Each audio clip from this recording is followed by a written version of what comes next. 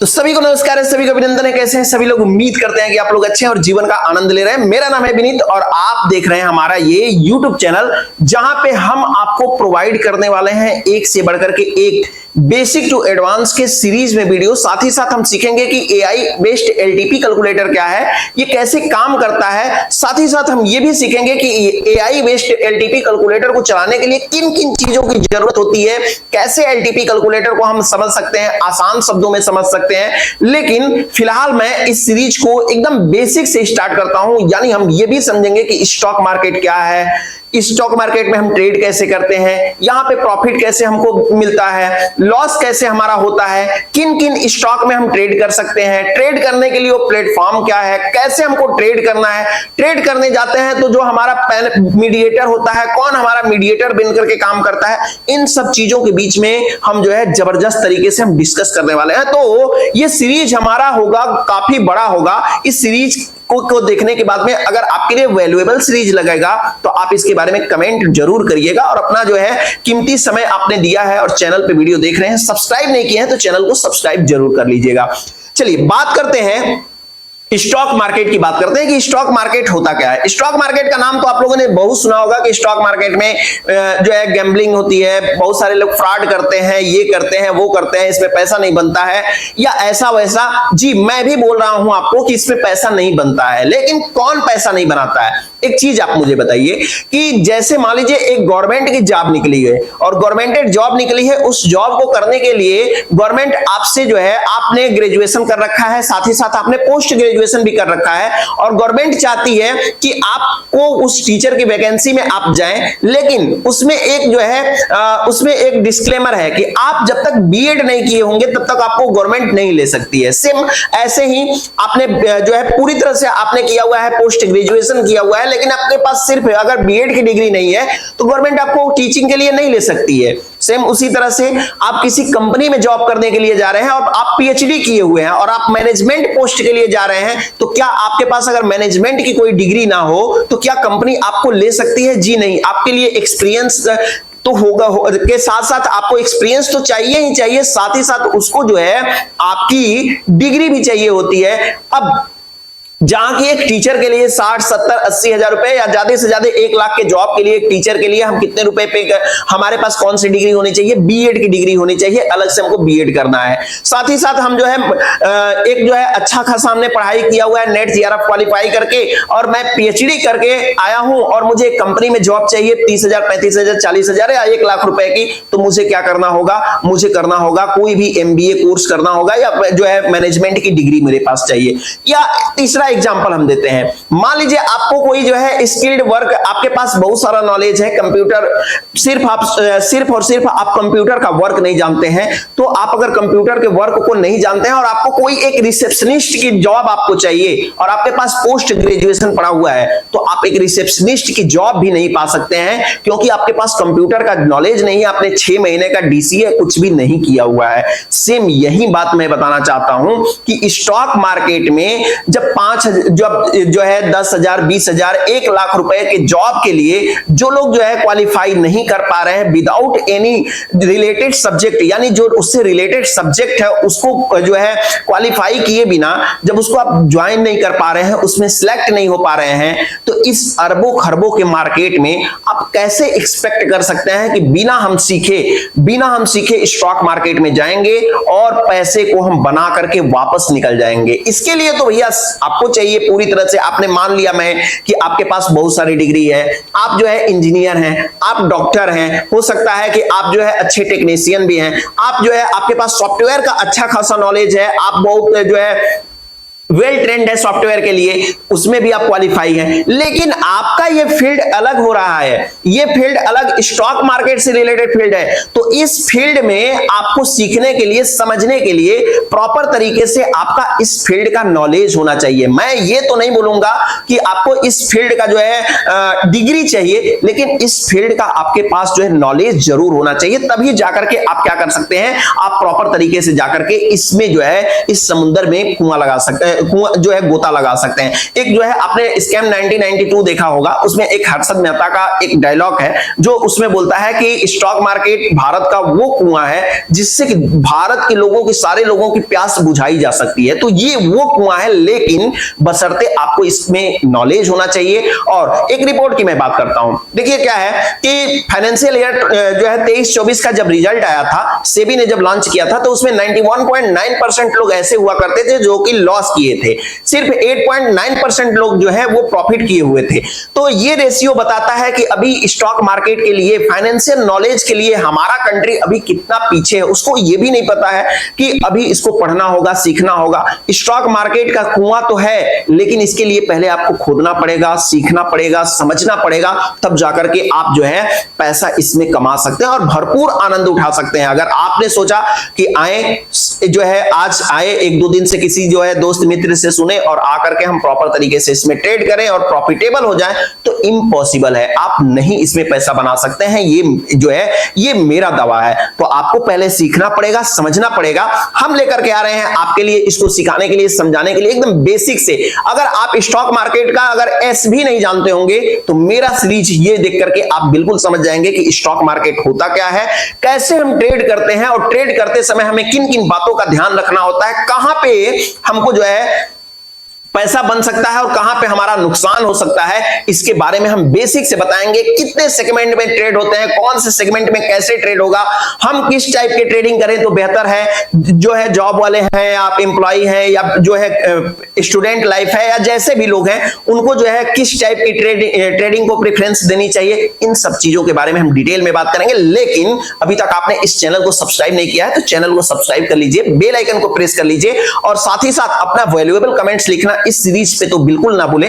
फिलहाल मिलते हैं एक नए एपिसोड के साथ में, एक नए डे के साथ में, और तब तक के लिए, आज के लिए इतना ही। तब तक के लिए आप सभी लोगों को हमारे तरफ से नमस्कार।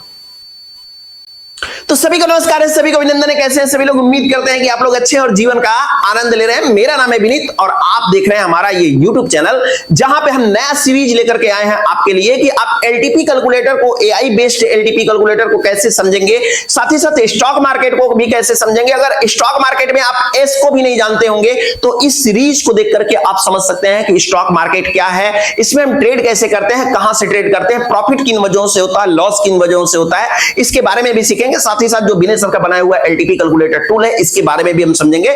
लेकिन सबसे पहले मैंने आपको बताया कि स्टॉक मार्केट में ट्रेड करने से पहले हमको किन किन बातों का ध्यान रखना चाहिए। आज मैं आपको बताने वाला हूं कि एलटीपी कैलकुलेटर हमारा जो है कैसे काम करेगा। लेकिन इससे भी पहले हमको पता होना चाहिए कि स्टॉक मार्केट में जब हम ट्रेड करने के लिए जाते हैं तो स्टॉक मार्केट में ट्रेड करने से पहले जो होता है, स्टॉक मार्केट क्या है, ये जो है कैसे, इसमें हमको कैसे प्रॉफिट होता है, इसके बारे में समझ लेते हैं। देखिए एकदम हम सिंपल भाषा में आपको बता रहे हैं। चलिए, हमारे पास ये है पैनल और इस पैनल को हम यूज करते हैं, पैनल को हम यूज करके आपको बताते हैं कि स्टॉक मार्केट क्या है। जैसे मान लीजिए सिंपल भाषा में कि दो दोस्त हैं, एक है ए नाम का व्यक्ति और जो है एक है बी नाम का व्यक्ति, ठीक है।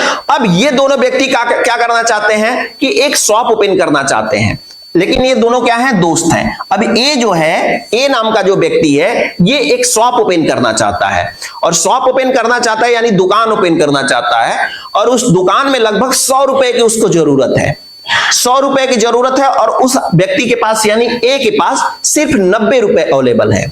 अब 90 रुपए जब अवेलेबल है और वो दुकान करना चाहता है तो 10 रुपए उसको और जरूरत पड़ेगी। 10 रुपए की जब जरूरत पड़ेगी तो क्या करेगा, वो 10 रुपए लेने के लिए किसके पास जाएगा, वो बोलेगा ना कि बैंक के पास हम चलते हैं और बैंक से हम क्या करते हैं कि बैंक से हम लोन ले लेते हैं। लेकिन आप बताइए, बैंक हमारे घर का तो नहीं है, बैंक इसी तरह से ए के भी घर का नहीं होगा, और जब बैंक में हम लोन लेने के लिए जाएंगे तो बोलेगा, बहुत खुशी से बैंक बोलेगा कि भैया तुम लोन तो ले लो, कोई दिक्कत नहीं है, लेकिन इसके बदले में मुझे इंटरेस्ट दे देना। क्या होगा उसके लिए, तो खोजते रहते हैं सब कि कोई आए और ले करके चले जाए, लोन लेने के हमारा जो है ब्रांच चमके और अच्छा हो। तो ये जो है क्या करता है, एक बिजनेस माइंड लड़का है या जो भी बोल सकते हैं व्यक्ति है, और वो जो है चाहता है कि मैं लोन ना लेकर के कोई ऐसा आइडिया लगाऊं जिसके थ्रू हम प्रॉफिटेबल में रहें और हमारा जो है 10 रुपए हमको आ भी जाए। बैंक से अब प्रॉफिटेबल क्यों नहीं है? बैंक से मान लीजिए कि अगर लोन लेता है, इन केस प्रॉफिट होगा तो भी और लॉस होगा तो भी बैंक को क्या करना पड़ेगा? उसका इंटरेस्ट देना पड़ेगा। ये 10 रुपए का अमाउंट है, छोटा सा अमाउंट है इसलिए छोटा लग रहा है। अगर ये अमाउंट बड़ा होगा तो ये बड़ा भी लग सकता है।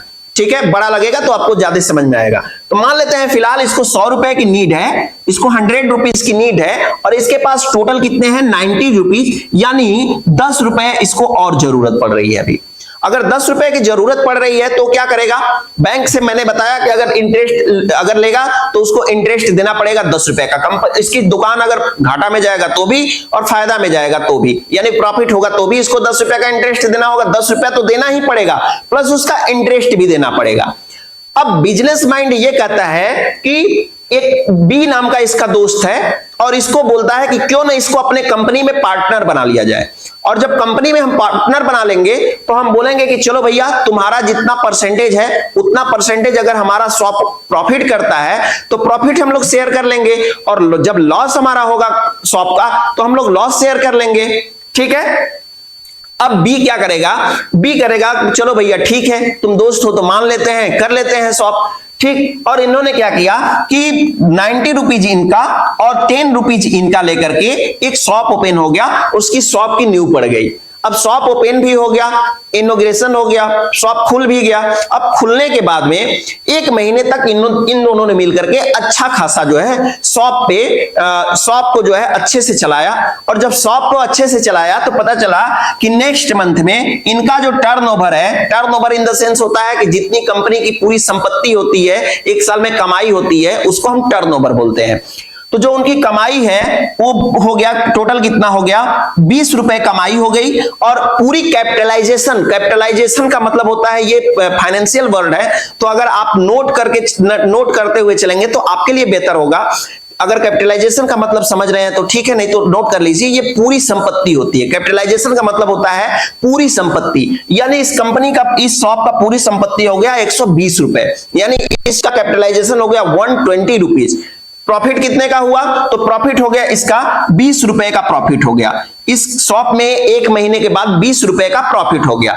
अब ये बताइए कि दोनों को अगर बांटना होगा तो कितना कितना बांटेंगे? क्योंकि इनका है 90% शेयर, ये 90% हिस्सेदारी है और इनका है 10% का हिस्सेदारी। अब दोनों लोग बांट लेंगे 20 रुपए में। ये जो बांटेंगे तो इनके हिस्से में आएगा 18 रुपए और इनके हिस्से में कितना आएगा?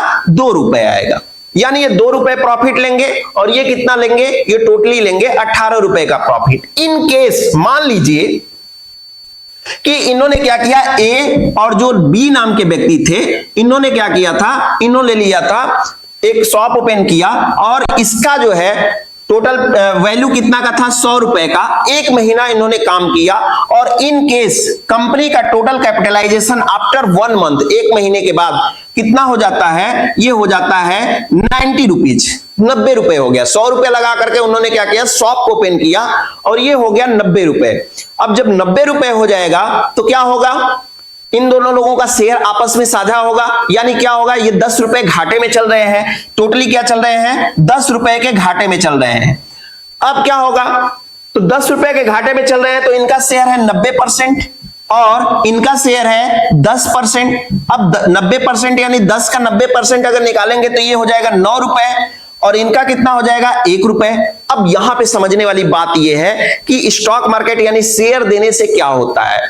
अब यहां पे इनकी कंपनी, एक ही कंपनी जो है वो 10 रुपए की घाटा की है। अगर ये 10 रुपए बी से ना लेकर के ये क्या करते कि ए से जो है किसी बैंक से लोन लिए होते तो क्या करते? 10 रुपए तो जो बैंक दिया है वो 10 रुपए तो चुकता करते ही करते, 10 रुपए उसको देते ही देते, प्लस इस पे इंटरेस्ट भी बैंक लगाता और बैंक को इंटरेस्ट भी देना पड़ता है। हो सकता है 11 रुपए देने पड़े।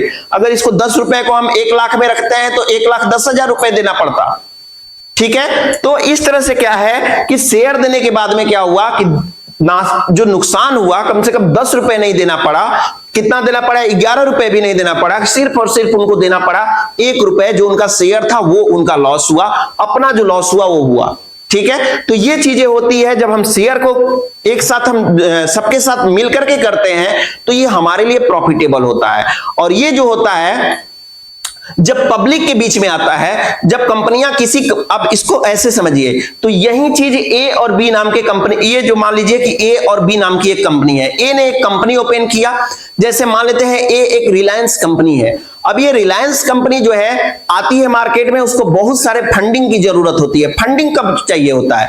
फंडिंग चाहिए होता है, मान लीजिए किसी कंपनी को बहुत सारा जो है, फिलहाल बहुत सारा उसको पैसे की जरूरत है, कंपनी पे लोन चल रहा है, या कंपनी कुछ नया इनोवेशन करना चाहती है, तो उस सिचुएशन में कंपनी को बहुत सारा फंडिंग चाहिए होता है। अब क्या होता है, फंडिंग के लिए कंपनी क्या जाती है कि कहां पे, या तो बैंक के पास जाकर के लोन लेगी, कंपनी प्रॉफिट में होगी, लॉस में होगी, कंपनी को क्या देना पड़ेगा, कंपनी को बैंक को इंटरेस्ट देना पड़ेगा। अब कंपनी आती है पब्लिक सेक्टर में, पब्लिक के पास आती है, बोलती है कि हम दे रहे हैं, अपना शेयर बांट रहे हैं, इस कंपनी के आप इनडायरेक्टली मालिक हो सकते हो, तो आप जो है उसका शेयर खरीद करके रख सकते हैं। तो वही शेयर हम खरीद करके रखते हैं, हमको जितना शेयर की जरूरत होती है उसका फिक्स अमाउंट होता है। उस फिक्स अमाउंट के बारे में हम नेक्स्ट एपिसोड में समझेंगे कि वो फिक्स अमाउंट हमारा क्या होता है, कैसे होता है, शेयर हम कैसे परचेज करते हैं। लेकिन उम्मीद करते हैं कि शेयर मार्केट में कैसे कंपनी शेयर अपना क्यों बेचती है, ये आप इस एग्जांपल से समझ गए होंगे। फिलहाल आज के लिए इतना ही। अगर हमारा ये सीरीज देखना चाहते हैं आप प्रॉपर तरीके से, basic to advance with AI LTP calculator के साथ में, तो चैनल को सब्सक्राइब कर लीजिए, बेल आइकन को प्रेस कर लीजिए, अपना वैल्यूएबल कमेंट्स तो लिखना बिल्कुल ना भूलें। फिर मिलते हैं आपसे एक नए एपिसोड के साथ, एक नए वीडियो के साथ। तब तक के लिए आप सभी लोगों को हमारे तरफ से नमस्कार।